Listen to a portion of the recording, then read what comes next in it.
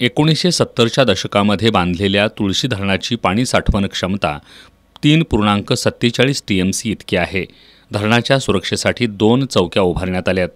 मात्र धरणावर जलसंपदा विभागाचा एकच चौकीदार कार्यरत आहे। धरणावर येण्यासाठी 4 मार्ग असल्यानं धरणावर मोठ्या प्रमाणात हुल्लडबाज पर्यटकांचा उपद्रव सुरू आहे। काही पर्यटकांनी धरणावरील पथदिवे फोडलेत। शनिवारी दुपारी काही हुल्लडबाज पर्यटक धरणाच्या मुख्य गेटवर येऊन मद्यधुंद अवस्थेत धिंगाणा घालत होते। या ठिकाणी कार्यरत असणारे चौकीदार सुभाष पाटील यांनी त्यांना अडवलं असता एका पर्यटकानं त्यांच्यावर चाकू फेकला। मात्र त्यांनी उडी मारत हा हल्ला चुकवला। काल दिनांक 1/6/2024 रोजी दुपारी 3 वाजता काही पर्यटक नदीपात्रातून वरती मेन धरणावरती आले। त्यांना समजवण्यासाठी मी वर गेटवरती गेलो असता त्यांनी माझ्या अंगावरती चाकूसारखी वस्तू अंगावर फेकली।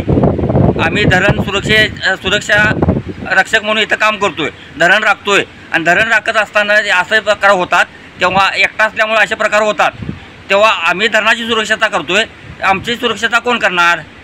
हे शासनाने अधिकाऱ्यांनी मनावर घेऊन इथं कर्मचाऱ्यांची नियुक्ती जादा करावी।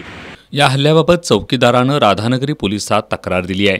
पर्यटकांनी अंगावर फेकलेले शस्त्र पोलिसात जमा केलंय। धरणावर CCTV यंत्रणा नसल्यानं संबंधित पर्यटकांची ओळख पटवणं अवघड आहे।